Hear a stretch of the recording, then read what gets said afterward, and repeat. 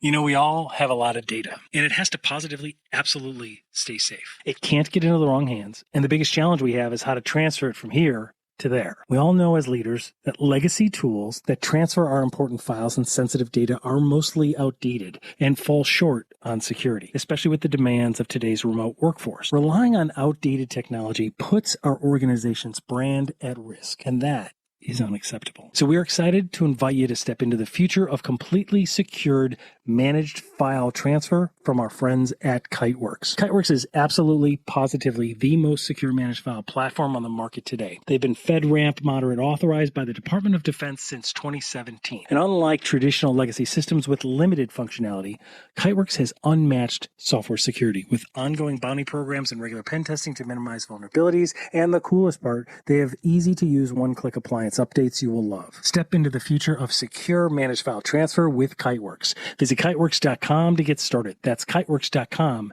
to get started today. And now, the show. Startup company fraud stories like how they caught Elizabeth Holmes touched the lives of many people, reaching far beyond the Silicon Valley elite. When you think about how startup companies are caught in fraud, look at Elizabeth Holmes. Today, disgraced Theranos CEO Elizabeth Holmes is in custody at a Texas federal prison where she will spend the next decade, sentenced to 11 years serving her sentence. Holmes entered the minimum security federal women's prison camp located in Bryan, Texas on Tuesday, May 30th, 2023. Located approximately 100 miles outside of Houston, where Holmes grew up before moving to California and attend Stanford, where she ultimately dropped out.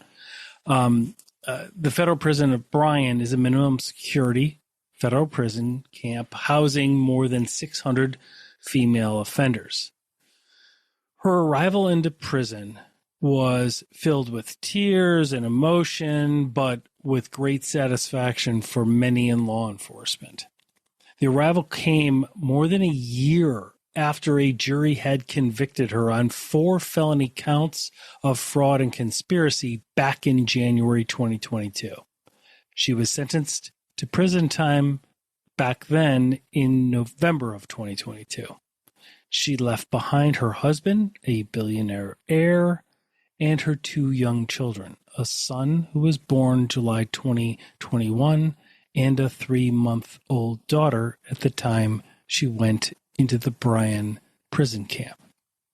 Her co-conspirator and former boyfriend, business partner Ramesh Sunny Belwani, has also begun serving his sentence of 13 years for fraud and conspiracy in a federal prison in Southern California.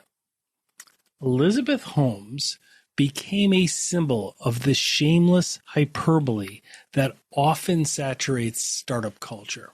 She herself once graced the covers of magazines, appearing alongside prominent figures like Bill Clinton at conferences, and attracted a who's who of investors on the Theranos board. We talk about all of that in this episode. Theranos, as you'll recall, had promised to test for a wide range of health concerns using only a few drops of blood, a prick of a finger instead of vials and vials of blood draws. For those seeking medical care, this was to become a lifesaver. It was anything but. It all began to unravel after a damning Wall Street Journal investigation in 2025. Holmes is now the rare Silicon Valley founder to be tried and convicted of fraud. Questions still linger about her true intentions, so many that even the federal judge who presided over her case is mystified. Holmes' defenders continue to ask whether the punishment fits the crime, but those involved, as well as those in the industry and the emerging tech space, while they seem mystified, they're not surprised in the end result. The technology never worked as promised. Was her intent to hope that the technology would catch up to what they had promised investors and regulators? Or had Theranos and Elizabeth Holmes crossed the line of no return when they unleashed their technology through Walgreens and other pharmaceutical stores directly into clinics treating patients with incorrect and wildly inaccurate test results? You can decide for yourself after hearing what unfolds in this episode.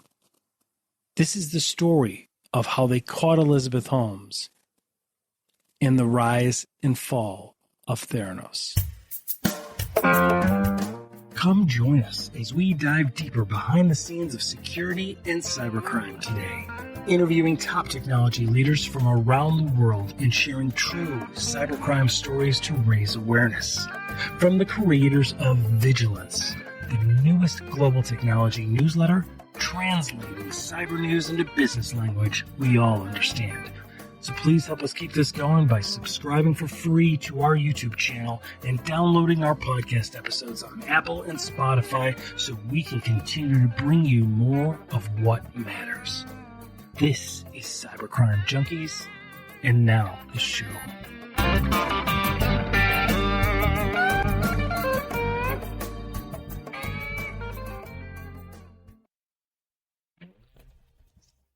Today's true cybercrime story is a favorite of Cybercrime Junkies. Ripped from the headlines, this true story has been covered throughout the worldwide media. A Google search returns over 57 million responses. There have been hundreds of thousands of articles, a best-selling book by Wall Street Journal author John Carreyrou, thousands of news reports, a documentary called The Inventor, a Hulu and Disney Plus miniseries called The Dropout by the same name. So how did we get here? How did this brilliant mind turn into a federally convicted felon facing 20 years in prison? A cautionary tale for tech entrepreneurs walking the fine line between vision and defrauding of people who put faith in her, between sales pitch and federal felony conviction. Willful cybercrime acts. This cybercrime is a little bit different in the sense that it doesn't involve a criminal hacker. But it's a cybercrime nonetheless, and worse in many ways than a data breach. It involves the intentional defrauding by leveraging of false life and death claims of technology. Criminal activity so vast that former heads of state, U.S. generals, and billionaires were duped out of hundreds of millions of dollars. Today, the Theranos founder, Elizabeth Holmes, faces up to 20 years in federal prison for sentencing for federal fraud charges she was convicted of on January 4th, 2022. That was in January of 2022. Let me redo that. Today, the Theranos founder, Elizabeth Holmes, faces up to 20 years in federal prison in sentencing for federal fraud charges she was convicted of on January 4th, 2022.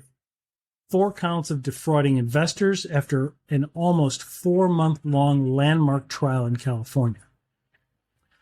Elizabeth Holmes faces 11 charges in total and was found not guilty of 4 charges relating to defrauding the public. The jury failed to reach a verdict on a further 3 charges after deliberating for 7 days. Journalist Robin Morris reports in the publication Good to Know the following. Holmes was originally charged alongside the company's former president, Ramesh Balwani, who she alleges abused her in 2018. This is the same year that Theranos was dissolved. That fellow indictee and co-conspirator, Sunny Balwani, was also convicted on July 7th, 2022, and found guilty on all 12 fraud charges, 6 months after the founder Holmes's conviction. He awaits sentencing as well. One parallel in the trials, the facts, the evidence, the emails, the documentation, the odd behavior, the duping, the false claims, all of that was involved and illustrated throughout both trials. What was interesting, though, is in Elizabeth Holmes's trial, she took the stand, and her personality got to come out, and she was able to cast shade and point blame directly at Sunny Balwani for abusing her, being more senior in years and experience, and saying that she was under his guise, right? Under his mystical belief in abuse. That may play out in the sentencing.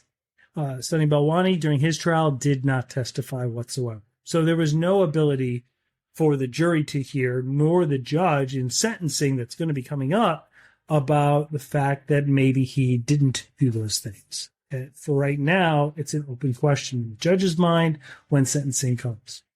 During the trial, which started in September 2021, multiple lab directors testified to telling Holmes about all of the flaws in the Theranos technology and this box, this Edison machine that they used. We'll talk about that a little bit in just a bit.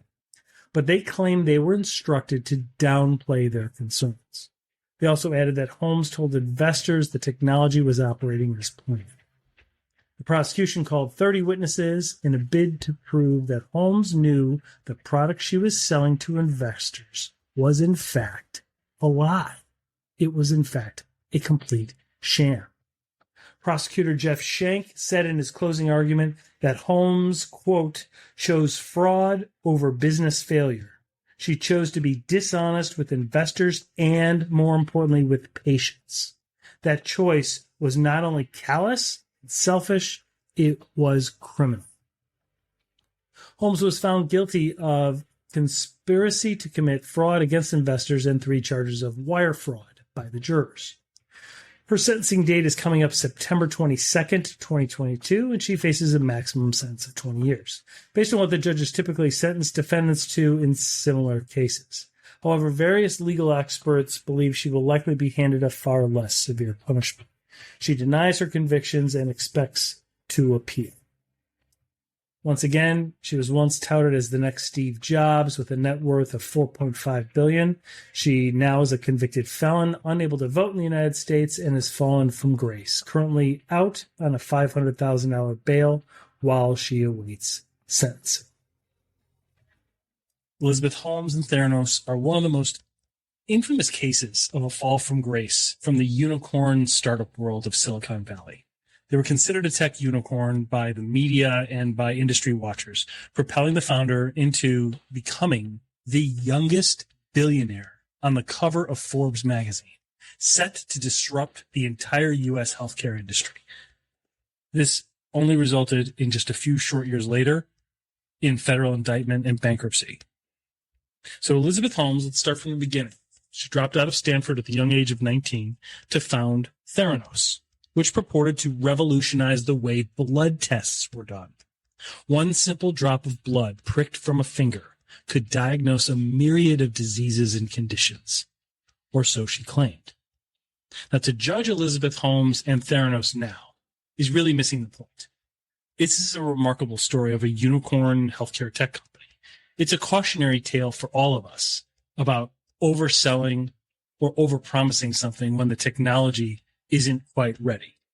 It's a cautionary tale of being very wary of the phrase, fake it till you make it. The more we learned and researched the Theranos timeline and the actions of those involved, one underlying theme emerged to us. So many brilliant, experienced people were fooled.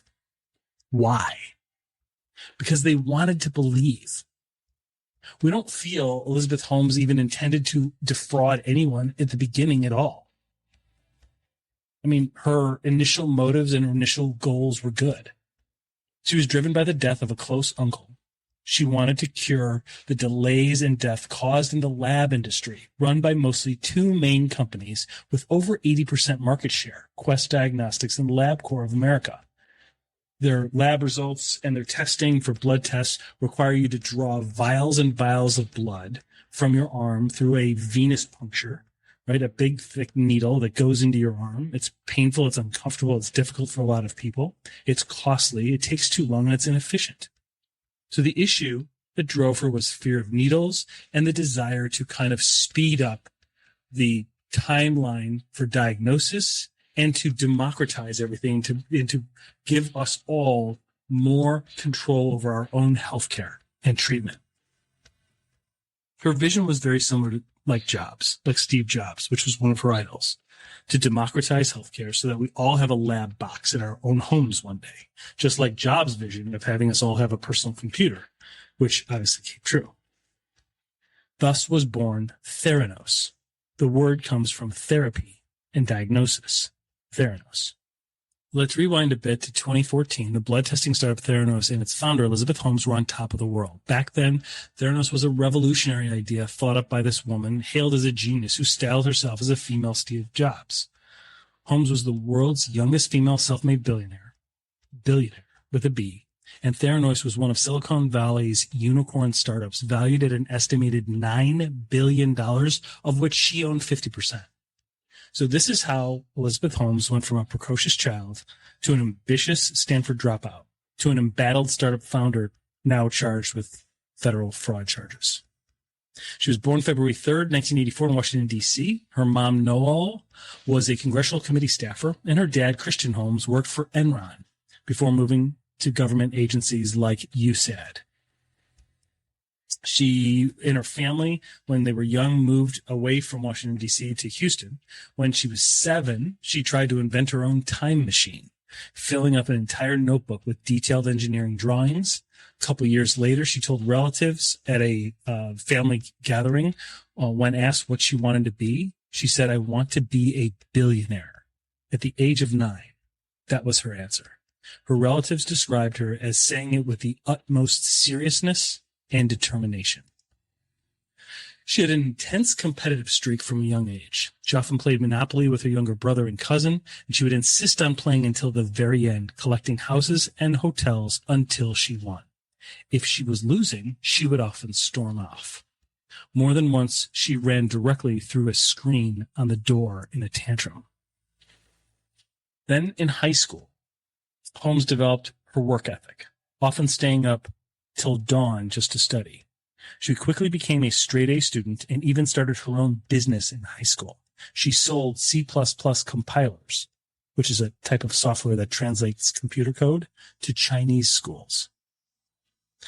She started taking Mandarin classes and partway through high school talked her way into being accepted by Stanford University's summer program, which culminated in a trip to Beijing.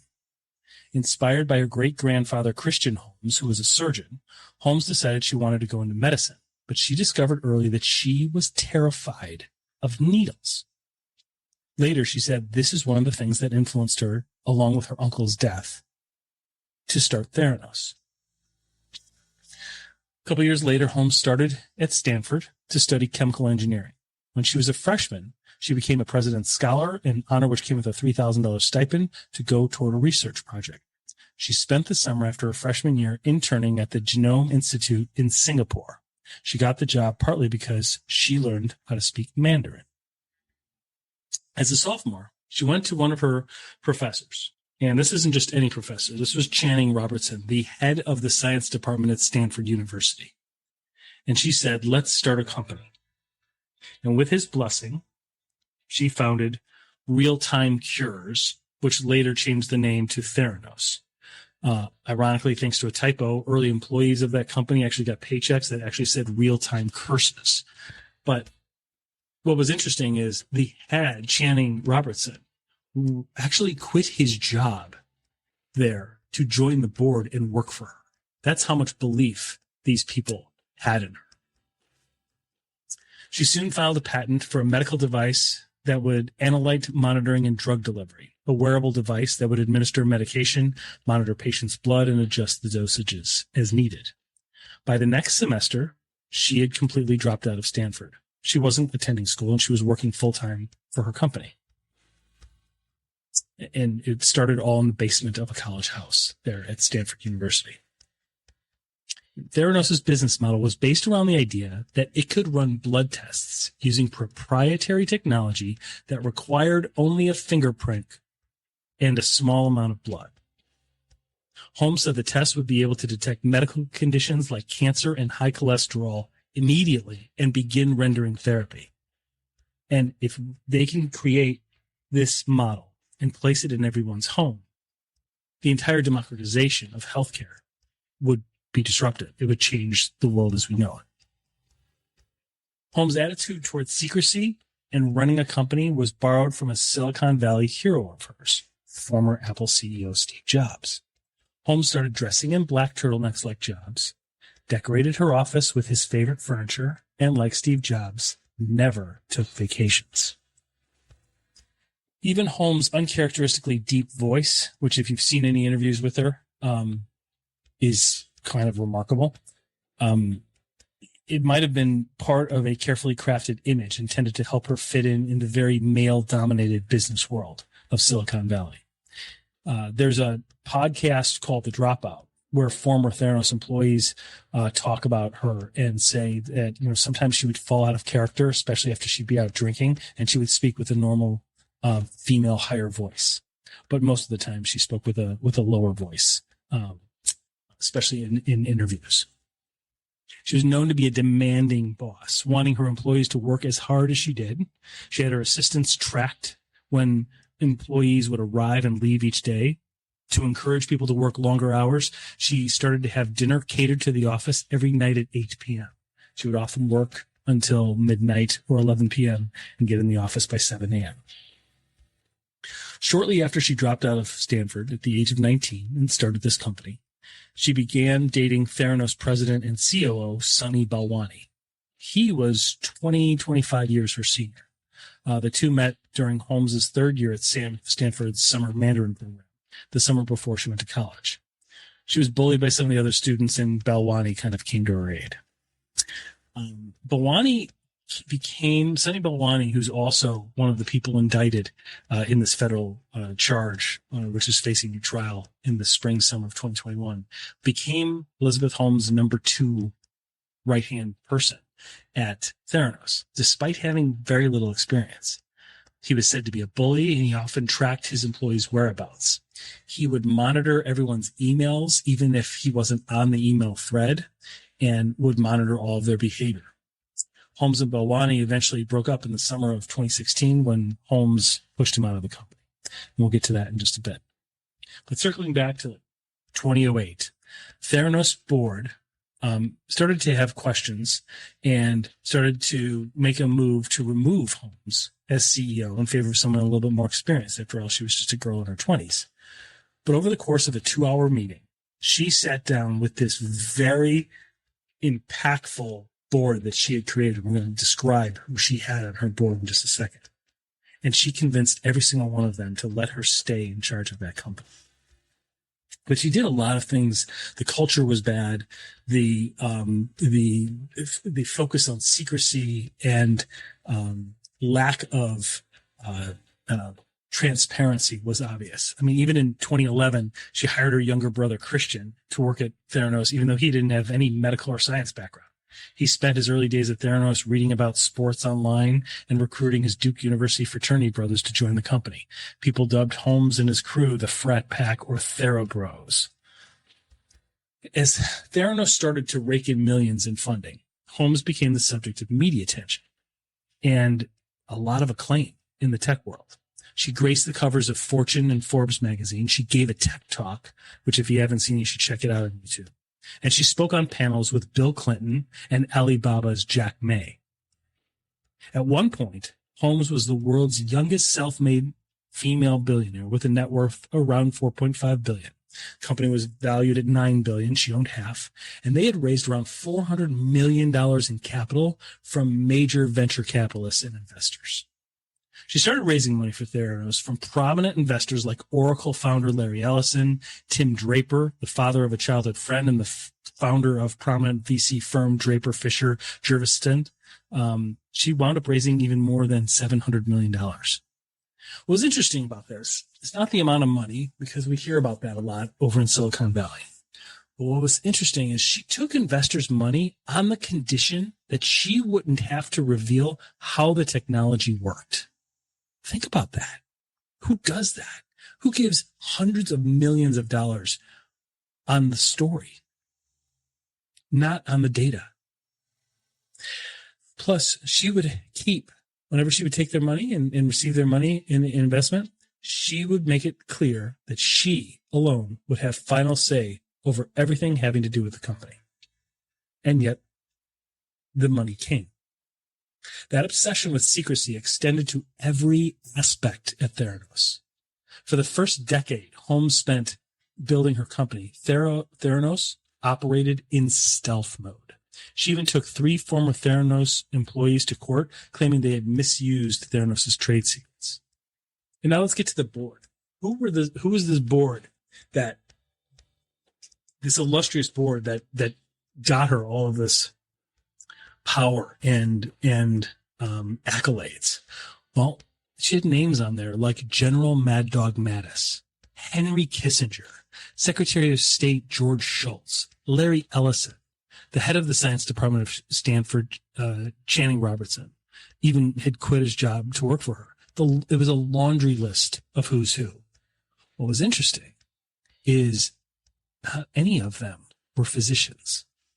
They weren't science or medical people, but they were very politically connected, and they were very tech savvy.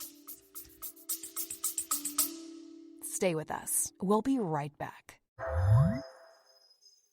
You know, we all have a lot of data, and it has to positively, absolutely stay safe. It can't get into the wrong hands, and the biggest challenge we have is how to transfer it from here to there. We all know as leaders that legacy tools that transfer our important files and sensitive data are mostly outdated and fall short on security, especially with the demands of today's remote workforce. Relying on outdated technology puts our organization's brand at risk, and that is unacceptable. So we're excited to invite you to step into the future of completely secured managed file transfer from our friends at Kiteworks. Kiteworks is absolutely, positively the most secure managed file platform on the market today. They've been FedRAMP moderate authorized by the Department of Defense since 2017. And unlike traditional legacy systems with limited functionality, Kiteworks has unmatched software security with ongoing bounty programs and regular pen testing to minimize vulnerabilities. And the coolest part, they have easy to use one-click appliance updates you will love. Step into the future of secure managed file transfer with Kiteworks. Visit kiteworks.com to get started. That's kiteworks.com to get started today. And now, the show.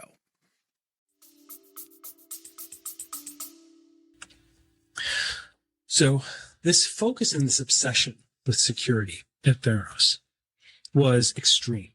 She had bulletproof glass. She had 20 bodyguards. People were followed to the bathrooms. All emails were monitored by the leadership team. It was a poisonous culture. She asked anyone who visited the company's headquarters to sign non-disclosure agreements before being allowed to even enter the building. And they had security guards escort visitors everywhere.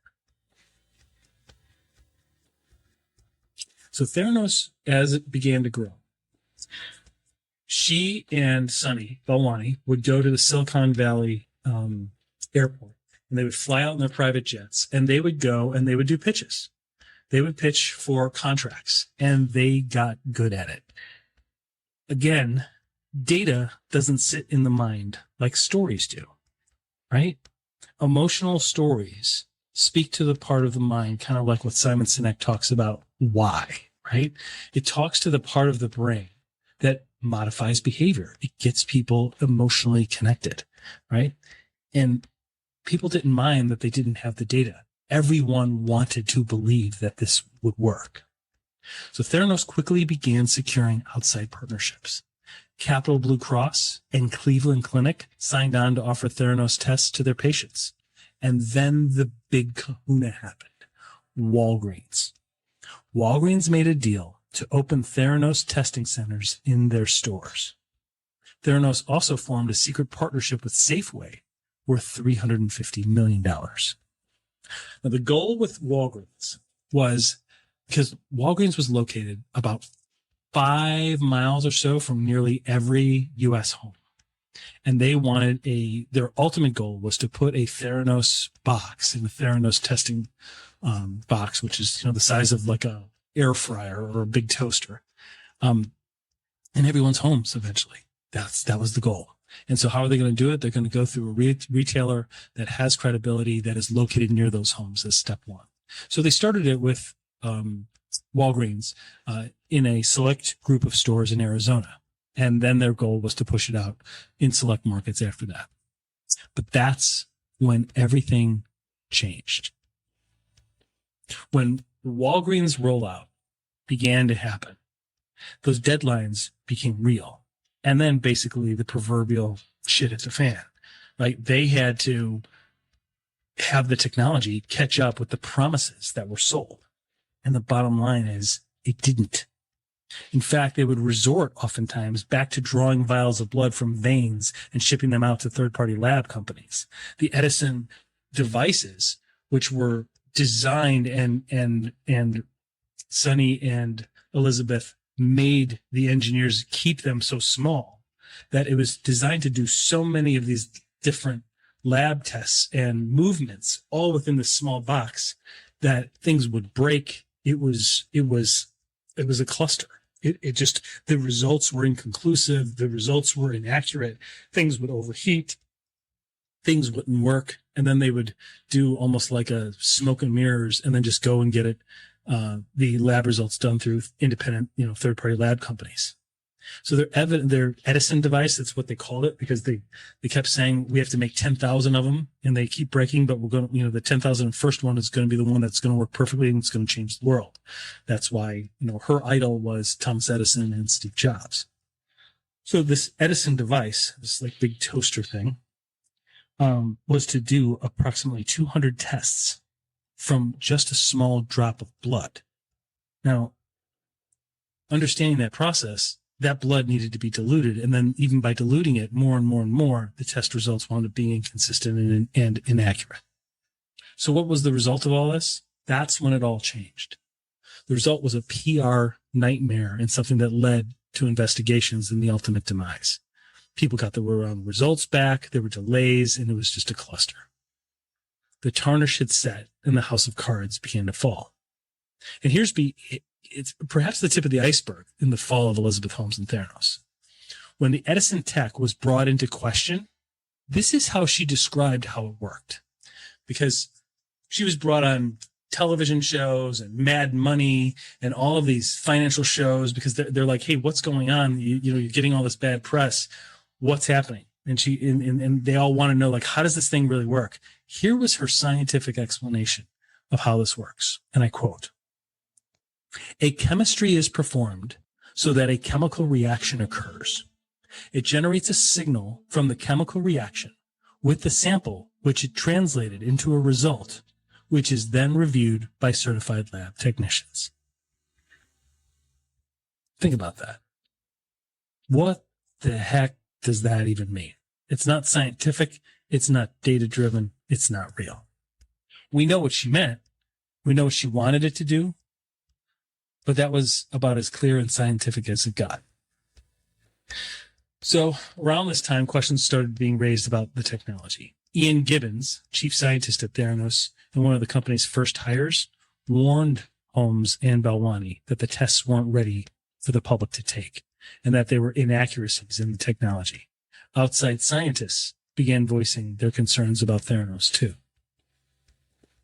The demise and the pressure that the internal Theranos people were under was so great that one of the head scientists there even committed suicide long before or the night before a deposition was having to be given. By August 2015, the FDA began investigating Theranos. Regulators from the government body that oversee laboratories found major inaccuracies, quote unquote, in the testing Theranos was doing on patients.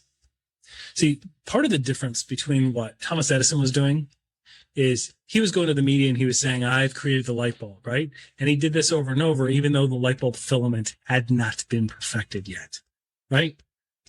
But by the time his funding was running out and his reputation was being thrashed, the technology caught up and the filament worked. And then he was lauded as a hero from then on. Here, the technology didn't catch up in time. And here, it's not just a light in a room or for show. This is testing done on patients. People were relying on these tests for their medical care. And it's a very regulated industry. That's one of the biggest differences. So 2014, 2015 is when it all starts to spiral.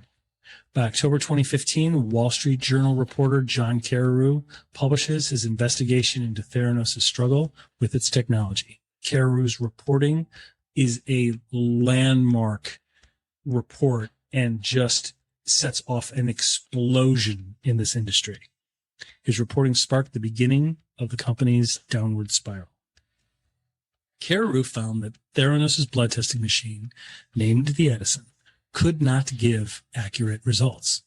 So Theranos was running its samples through the same machines used by traditional blood testing companies. Holmes then appeared on CNBC's Mad Money shortly after the Wall Street Journal published its story to defend herself and Theranos. And she's quoted as saying, "This is what happens when you work to change things. And first they think you're crazy, then they fight you, and then all of a sudden you change the world." By 2016, the following year, the FDA, Centers for Medicare and Medicaid Services, and the Security Exchange Committee were all looking into Theranos in formal investigations. By July 2016, criminal charges set in. Holmes was banned from the lab testing industry for 2 years. By October, Theranos had shut down its lab operations and wellness centers.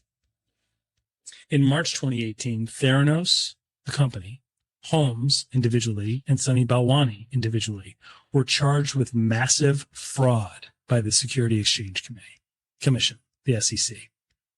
Holmes agreed to give up financial and voting control over the company, pay a $500,000 fine, and return 18.9 million shares of Theranos stock. She also is not allowed to be the director or officer of a publicly traded company for 10 years. Now, despite the charges, Holmes was allowed to stay on as CEO of Theranos since it's a private company. The company had been hanging on by a thread, and Holmes wrote to investors, asking for more money in order to save Theranos. "In light of where we are, this is no easy ask," she wrote. Now, today, Holmes and Balwani are now awaiting federal trial, although their cases have since been separated. If convicted, Holmes and Balwani could each face up to 20 years in prison and more than a $2.7 million fine, the U.S. government has said. And besides the criminal case, Holmes is also involved in a number of civil lawsuits, including one in Arizona brought on by former Theranos patients over inaccurate blood tests. Lawyers representing her in the Arizona case said in late 2019 they hadn't been paid over a year and they got asked to be removed from the legal team. So the end of Theranos comes in June 2018, just a couple years ago. Theranos announced that Holmes was stepping down as CEO in June. On the same day, the Department of Justice announced that a federal grand jury had charged Holmes, along with Balwani, with 9 counts of wire fraud and 2 counts of conspiracy to commit wire fraud. Those have since been upgraded, and there's many more charges. Theranos sent an email to shareholders in September of 18, just a few months later, announcing that the company was shutting down. Theranos reportedly said it planned to spend the next few months repaying creditors with its remaining resources. So where are we at today? Well, Holmes today, around the time Theranos' time was coming to an end, she made her first public appearance alongside William Billy Evans, a 27-year-old heir to a hospitality property management company in California. The two reportedly first met in 2017 and were seen together in 2018 at Burning Man, the art festival in the Nevada desert. Holmes is said to wear Evans' MIT signet ring on a chain around her neck, and the couple reportedly post photos professing their love for each other on a private Instagram account. Evans' parents are reportedly flabbergasted at their son's decision to marry Elizabeth Holmes. So while it's unclear where they currently reside, but they previously were living in a $5,000 a month luxury apartment in San Francisco up until April 2019. The apartment was located just a few blocks from one of the city's top tourist attractions. Famous part of the area, it's a crooked block of Lombard Street. It was later reported that Holmes and Evans got engaged in early 2019 and then married in June in a secretive wedding ceremony. Former Theranos employees were reportedly not invited to the wedding, according to Vanity Fair. So as you look back at this fall of this unicorn and this just meteoric rise, we're left really with only questions. And the truth is yours to determine. One question was, did she oversell it? Did the tech just not catch up in time? right? Did she and her leadership team simply become too insulated or out of touch to ignore the data? Is this something like Thomas Edison, who had sold the media on mastering the light bulb filament, but hadn't? And then right as funding was running out and his reputation, the bulb was fixed. The tech caught up in time for him, but not for her. It's that Edison fake it until you make it, so long as you don't defraud or risk the lives of people. I mean, as their idol, Steve Jobs and Thomas Edison, they kept making errors and sold a vision until the technology would catch up before the time and funding ran out. Did she fail to stay realistic, right? Or did she just get caught up believing her own BS, right? Did the vast amount of money that they get just make them too insulated? She used her story, right? They did not, when they would get investor money, which you guys got to understand is they would never provide audited financial statements and no technical verifications were ever given. People would give them hundreds of millions of dollars without any data, without any audited financial statements. Try getting a mortgage for a $300,000 house these days, and it's like giving blood. And these people were giving hundreds of millions of dollars without any audited financial statements or any technical verifications. The bottom line is data doesn't sit in the minds of people like stories do. Emotional stories, right, speak to the part of the mind, and it creates a vision and a belief and a faith in someone. So now it rests, with the government, and we just hope that visionaries aren't hampered by the inability to have that dream and wait for the technology to catch up. But in the same sense, they have to do it without risking the lives of people and without defrauding. We welcome you guys to check out the key resources we found. There's a great book called Bad Blood, Secrets and Lies in Silicon Valley. There's the movie called The Inventor, Out for Blood in Silicon Valley, which is based on it. And there's a podcast called The Dropout. Please check it out. And we hope you enjoyed the rise and fall of Elizabeth Holmes and Theranos. Thanks for listening.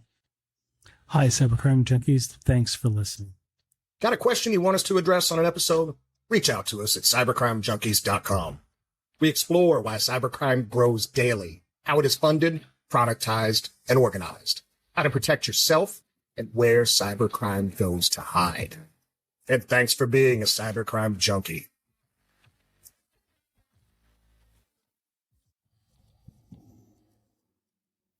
Hello, everyone. This is David Moore. I'm the creator and host of this podcast, which we aptly named Cybercrime Junkies. My co-host Mark Mosier and I are both true crime fans and have been in the cybersecurity industry as professionals for decades. Our goal is to create a podcast that is fun and interesting, as well as one that serves a greater cause. Our cause here is simple. It's to protect you. Unlike 20 years ago, when there were two versions of our lives, with one online and one in physical reality, today there is very little aspect of our personal and professional lives that is not digitized. Because of that, we have to think a little differently. All of us do. So our aim in protecting you is to help you understand in common, normal terms what it means to keep security in our minds. This podcast is for you individually, your family, as well as the organization and brands that we serve. There are a lot of people that unfortunately and sadly want to do us harm, but we can change how we defend ourselves against it. And like any other playground, when we level the playing field, the game is fun. So we hope you listen and hope you download our episodes. The download is really the key. It allows us to keep this podcast going. So in our episodes, you'll find interviews with leaders who protect and build great brands, some comedic relief from time to time, since laughter, after all, is what it's all about, and then some true cybercrime stories so that we can all relate what this really means in life. In addition to our regular episodes, which we will release on Monday mornings, we will also have additional premium content available for those who want to subscribe. There you can gain access to exclusive videos, interviews, security awareness training lessons, ridiculous outtakes, and some more fun member-only things. If you become a fan of the show, one thing we would love and appreciate is if you simply bought us a coffee. There's a link in the show notes and on our website. Again, please enjoy the show. Give us feedback right on our website, cybercrimejunkies.com. Thank you so much for listening. And now the show.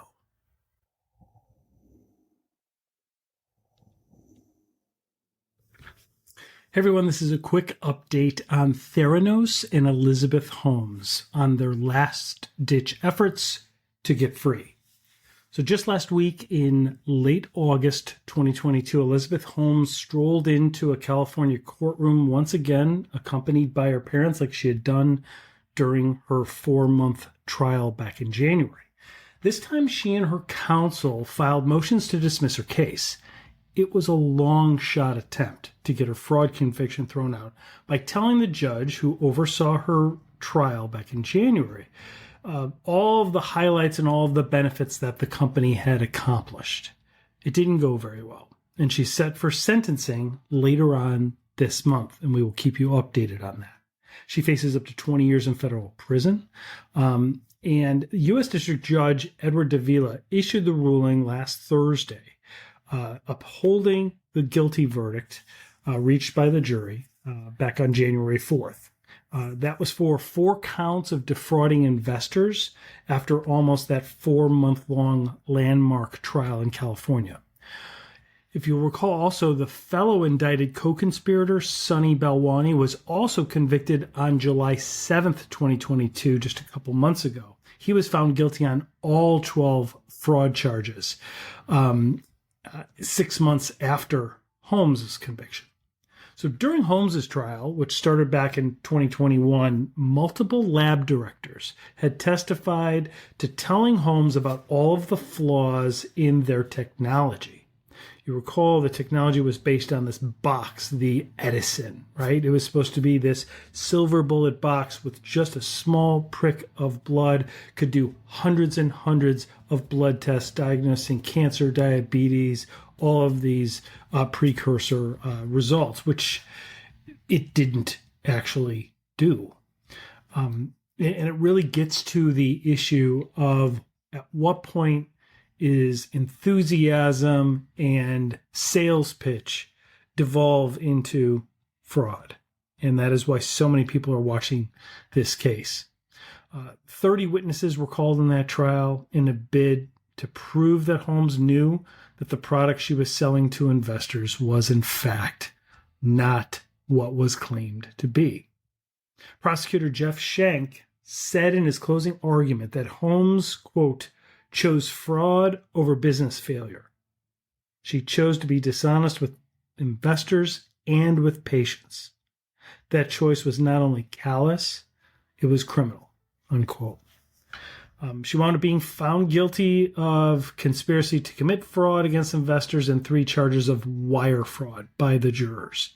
The sentencing is coming up on September 26th of this year. She faces a maximum prison sentence of 20 years. People all over Silicon Valley and the country, as well as the world, involved in the medical diagnosis field. I know that there are several companies that are actually trying to drive the technology that she claimed would work. There's one in Israel that we'll report on soon that is getting very, very close and is very promising. That will be a game changer in the healthcare industry, and that's really key. And so that's what we're watching. And for those who haven't listened to our prior episodes on this topic, please check them out, because we even have it one with the transcription there about the rise and fall of Elizabeth Holmes and the true cybercrime story that unfolded at her feet. Real quick, as a recap, she rose to fame in 2003 when, like Steve Jobs, she dropped out of college. She was attending Stanford at the time at the young age of 19. And she started a company that was set to change the world, Theranos. It's a combination of therapy and diagnosis, and it was said to disrupt the healthcare laboratory industry.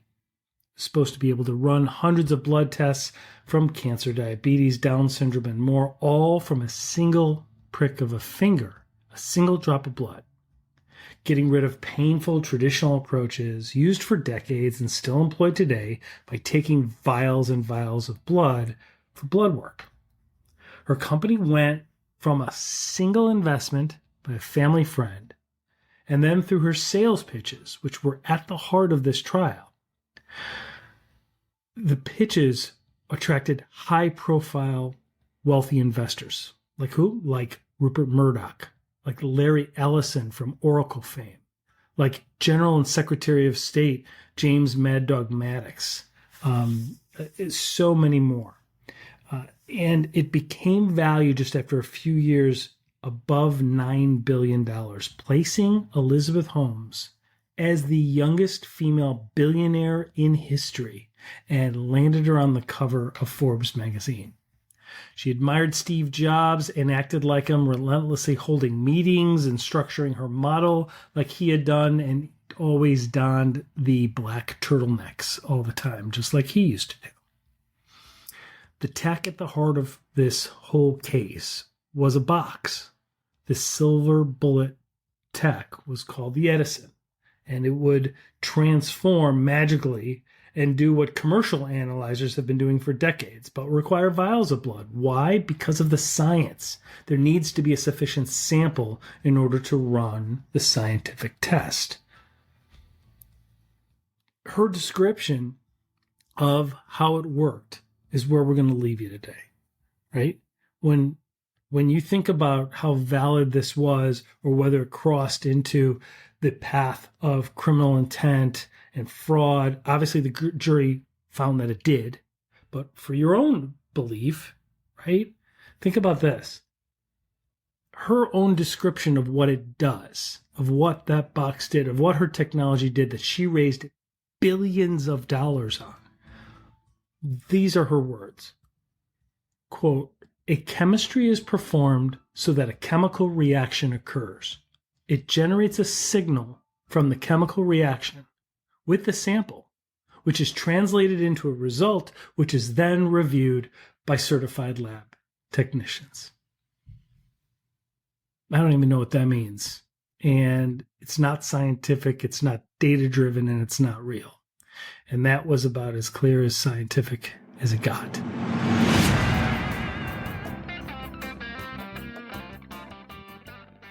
Well, that wraps this up. Thanks for joining, everybody. Hope you got value out of digging deeper behind the scenes of security and cybercrime today. Please don't forget to help keep this going by subscribing free to our YouTube channel at Cybercrime Junkies Podcast, and download and enjoy all of our past episodes on Apple and Spotify podcasts so we can continue to bring you more of what matters. This is Cybercrime Junkies, and we thank you for joining us. Well, things aren't getting any safer online, and we're excited to tell you about our exclusive offer for Aura, which is linked in the show notes below.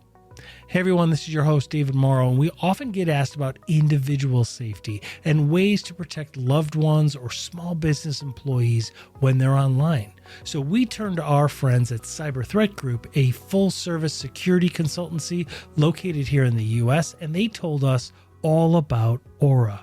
You might have even seen actor Robert Downey Jr. in their television ads. Look, identity theft isn't cheap. The FTC reports that Americans lost $8.8 billion in identity theft and personal fraud this year, and can cost you personally hundreds of thousands of dollars. Aura provides it all. Financial and identity theft protection, a lightning-fast VPN for online privacy, antivirus, a password manager, and even parental controls for safe gaming and spam call protection. So protect your family or your employees when they get online. Give the gift of online safety. Check out the link in our show notes from our friends at Cyber Threat Group today. Aura is a great way to protect yourselves online. Check out Aura today and stay safe online.